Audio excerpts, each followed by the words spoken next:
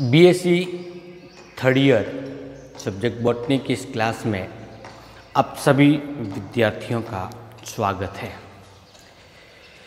Gayatri PG college Sanchore की YouTube channel पर संचालित आज की इस क्लास में हम डिस्कस करेंगे प्लांट हार्मोन ऑक्जीन्स के बारे में। ऑक्जीन्स हार्मोन से रिलेटेड ये वीडियो नंबर 3 है। इससे पहले हमने ऑक्जीन्स की केमिकल नेचर पढ़ी थी, इसके टाइप्स पढ़े थे और बायोसिंथेसिस के बारे में डिस्कस किया था।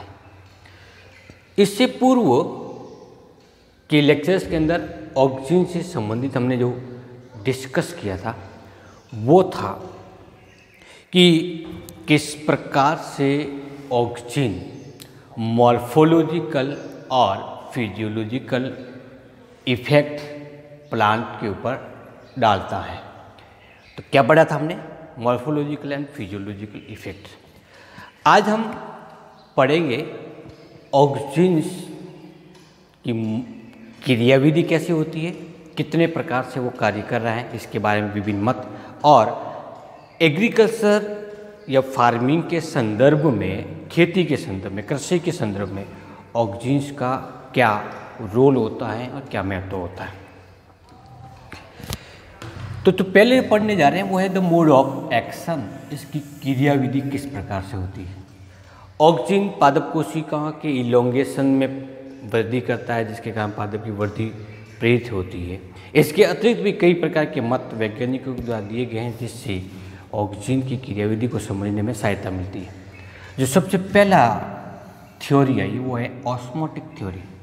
इस थ्योरी को काजा के द्वारा 1935 में दिया गया था और कैमोनेर के द्वारा 1942 और 43 के अंतर्गत इसी थ्योरी को थोड़ा सा विस्तारित किया गया।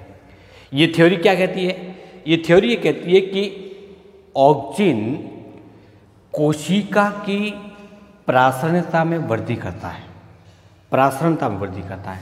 फॉर एग्जाम्पल इस कोशिका में अधिक से अधिक प्रासरण बढ़ने के कारण जल बाह्य कोशिका से आंतरिक कोशिका में प्रवेश होता है। फलस्वरूप जल का अपटेक अधिक होता है, उसको ग्रहण करने की प्रवृत्ति है वो थोड़ी सी बढ़ जाती है सामान्य कोशिका की तुलना में। जब जल इस कोशिका के अंतर्गत प्रवेशित होगा तो वो नेचुरली इसका विलयन या सॉल्यूशन इस प्लाज्मा मेम्ब्रेन पर प्रेशर डालता है, जिसके कारण स्फीति अवस्था में आती है। फलस्वरूप कोशिका फैल जाती है, इसका इलोंगेशन हो जाता है। ये जो पहला मत था वो ऑस्मोटिक था, लेकिन सभी कोशिकाओं में इस प्रकार की प्रोसेस नहीं होती है, इसलिए इस सिद्धांत को रिजेक्ट कर दिया गया। लेकिन इसके एक्शन के अंतर्गत ये भी अपना इम्पोर्टेंट रोल निभाता है। दूसरी जो थ्योरी है वो एंजाइमेटिक थ्योरी। माना यह गया है कि केवल ऑस्मोसिस के द्वारा ही कोशिका में वृद्धि होगी, नहीं, इसके अलावा भी कई कारक होंगे। तो थीमे ने 1936 और 51 के अंदर एक थ्योरी प्रतिपादित की थी, वो एंजाइमेटिक थ्योरी थी। इस थ्योरी के अनुसार क्या है, इस सेल्स के अंतर्गत ऐसे कई एंजाइम्स पाए जाते हैं जो कोशिका के विवर्धन और उसकी ग्रोथ के लिए आवश्यक होता है। उन एंजाइम में जो श्वसन क्रिया से संबंधित हो या विभिन्न प्रकार की उपापचय क्रिया से संबंधित हो, उन एंजाइमों की सक्रियता को बनाए रखने के लिए ऑक्सीजन महत्वपूर्ण रोल अदा करता है। कौन करेगा? ऑक्सीजन। क्या करेगा? कोशिका के विवर्धन में भाग लेने वाले एंजाइमों की सक्रियता को बनाए रखना। अब कोशिका के विवर्धन में क्या होगा? सबसे पहले जैसे ऑस्मोसिस को बढ़ाना है तो उसके लिए परमेबिलिटी के लिए विभिन्न प्रकार के एंजाइम प्रयुक्त होंगे। उसके बाद में इसकी उपापचय क्रिया को तीव्र करना है, बढ़ाना है, उसके लिए एंजाइम प्रयुक्त होंगे। कोशिका भित्ति का निर्माण करना है, सेल वॉल के कंपोनेंट का सिंथेसिस करना है, उसके लिए विभिन्न प्रकार के एंजाइम होंगे। तो एंजाइमेटिक थ्योरी ये कहती है कि ऑक्सीजन विभिन्न एंजाइमों की सक्रियता को बनाए रखने में सहायक होता है, जिससे कोशिका का विवर्धन होता है। तीसरी जो थ्योरी आती है वो सेल वॉल थ्योरी आती है। क्या कहते हैं कि एंजाइम थ्योरी कहते हैं कि एंजाइम आवश्यक है, लेकिन सेल वॉल थ्योरी ये कहती है कि इस ऑक्सीजन की प्रेजेंस में विवर्धन के दौरान कोशिका भित्ति को निर्मित करने वाले विभिन्न प्रकार के घटकों का संश्लेषण ऑक्सीजन की प्रेजेंस में होता है। अब इस थ्योरी को किसने प्रतिपादित किया था? बर्नस्ट्रॉम के द्वारा 1953 में। कंपोनेंट कौन से हुए? सेल्यूलोज हुए, पैक्टिन हुए, हेमीसेल्यूलोज हुए, विभिन्न प्रकार के खनिज लवणों की आवश्यकता होती है, और एंजाइम्स, सेल वॉल थ्योरी कहलाती है। इसके अतिरिक्त एक और थ्योरी एक्शन से संबंधित है, वो मॉलिक्यूलर रिएक्शन थ्योरी है। इस थ्योरी को प्रतिपादित किया गया स्कूक के द्वारा 1942 के अंतर्गत। थ्योरी क्या कहती है कि ऑक्सीजन हार्मोन किसी न किसी प्रारूप से कोशिका में एक एंजाइम के रूप में कार्य करती है। ऑक्सीजन खुद एंजाइम के रूप में कार्य करता है, ऐसा आणविक या मॉलिक्यूलर रिएक्शन थ्योरी के अंतर्गत माना गया है। चौथा जो सिद्धांत आता है,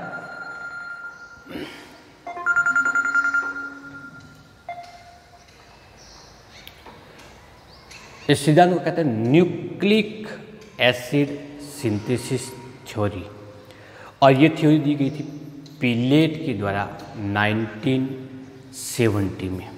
न्यूक्लिक एसिड थ्योरी जो कि सबसे ज़्यादा इम्पोर्टेंट है और मान्य है।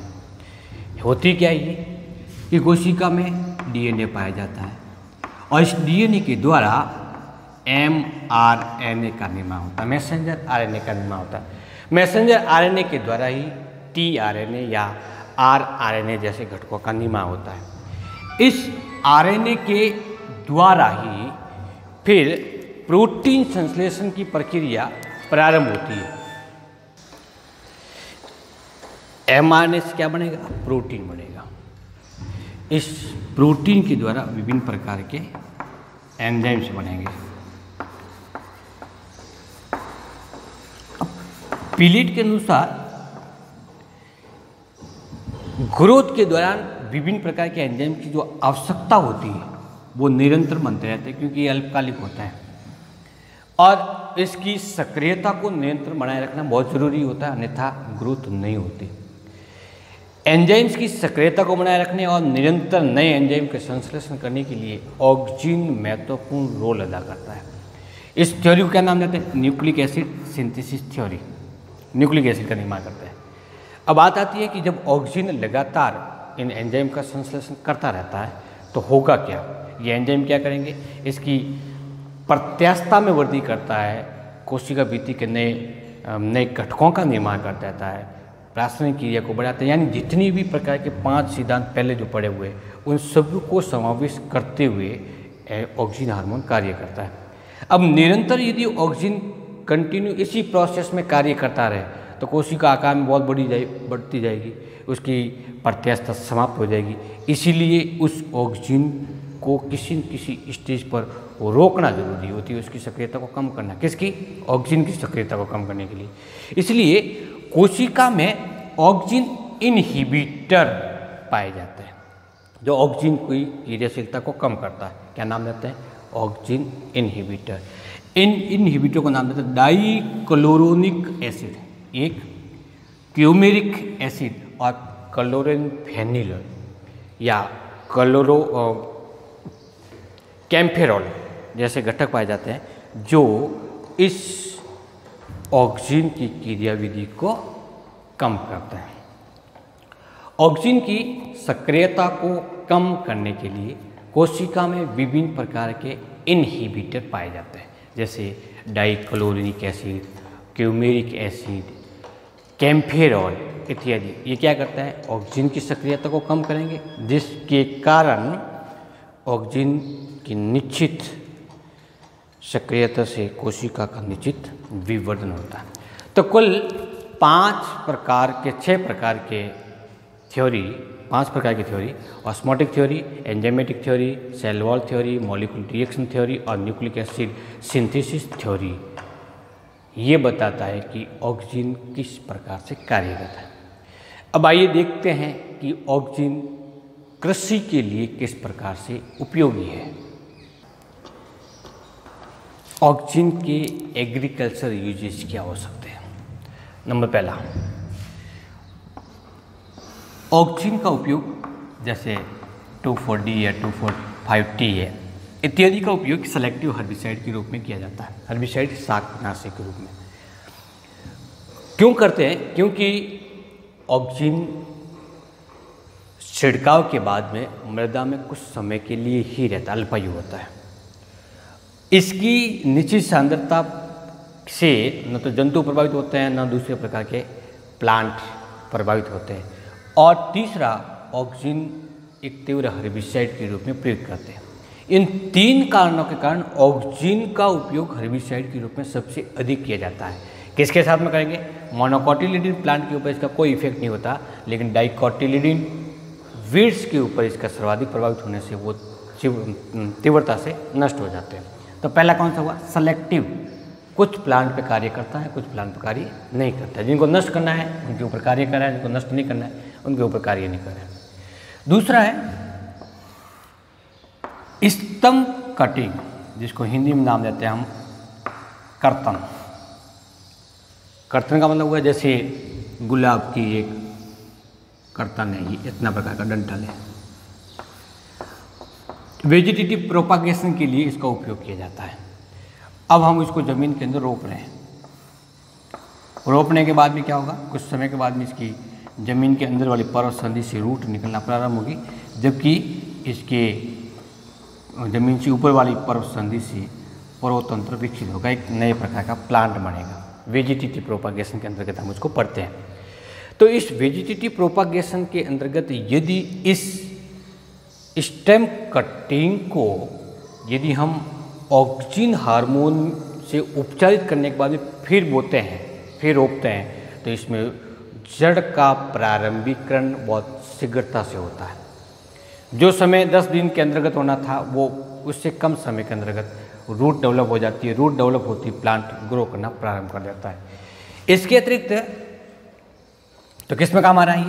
ये स्टेम कटिंग के अंतर्गत स्तंभ कर्तन में वेजिटेटिव प्रोपागेशन के अंदर काम में लेते हैं। इसके लिए जिन हार्मोन का उपयोग किया जाता है वो नेप्थलीन एसिटिक एसिड और इंडोल 3-ब्यूटारिक एसिड होता है।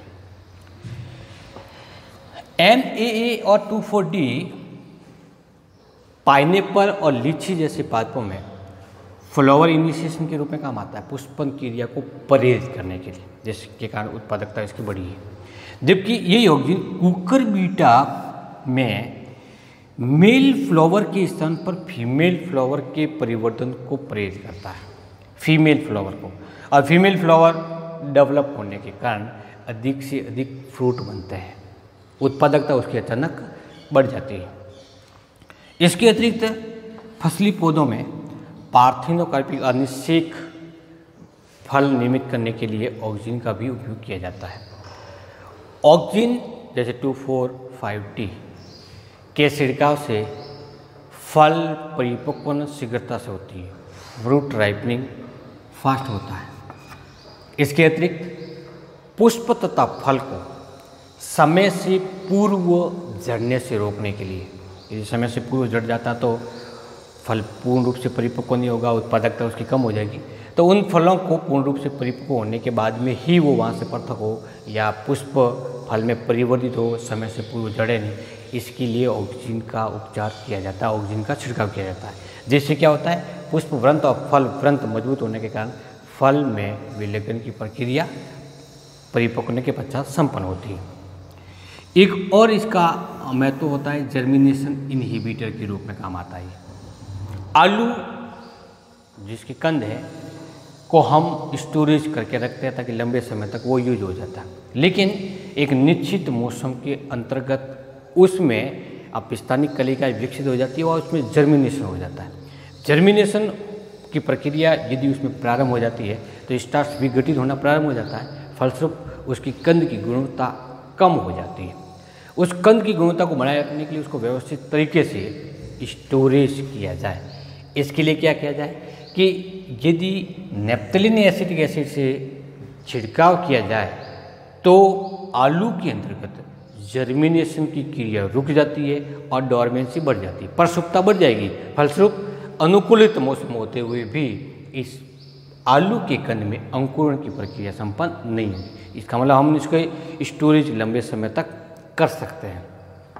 तो जर्मिनेशन इनहिबिटर के रूप में किस में काम आता है? पोटैटो में। हम ये कह सकते हैं कि ऑक्सिन आलू में प्रसुप्त अवस्था को बढ़ाता है। इसी प्रकार से यदि फसल के काटने के दौरान या काटते समय प्याज की कंद पर इसका छिड़काव किया जाए तो उस प्याज के कंद का, शल्क कंद का स्टोरेज लंबे समय तक किया जा सकता है। पोटैटो और ओनियन में इसका ट्यूबर है, इसका बल्ब है, इसको लंबे समय तक स्टोरेज करने के लिए ऑक्सीजन का उपचार किया जाए तो इस स्टोरेज के अंतर्गत सहायता मिलती है। तो ये 1, 2, 3, 4, 5, 6, 7 और 8 ऐसे पॉइंट है जिसके माध्यम से हम ऑक्सीजन का उपयोग एग्रीकल्चर के क्षेत्र में करके उत्पादकता को आसानी से बढ़ा सकते हैं। चूँकि ये हार्मोन कम मात्रा में प्रयुक्त होता है इसलिए इसके कोई विशेष साइड इफ़ेक्ट भी एनिमल और प्लांट में देखने को नहीं मिलते हैं। इसके साथ में ये केवल और केवल हानिकारक या खरपतवार को नष्ट करते हैं, इसलिए इकोसिस्टम पर विशेष प्रभाव नहीं पड़ता है। अन्य रसायनों की तुलना में हम ऑक्सीजन को आसानी से यूज कर सकते हैं। तो आज की इस क्लास में हमने डिस्कस किया है ऑक्सीजन के एक्शन मोड कैसे होता है और इसका एग्रीकल्चर में यूजेस कैसे होता है या यूजेस क्या होता है। नेक्स्ट क्लास में हम डिस्कस करेंगे जिब्रेलिन क्या है, उसकी केमिकल नेचर कैसी होती है। Thank you.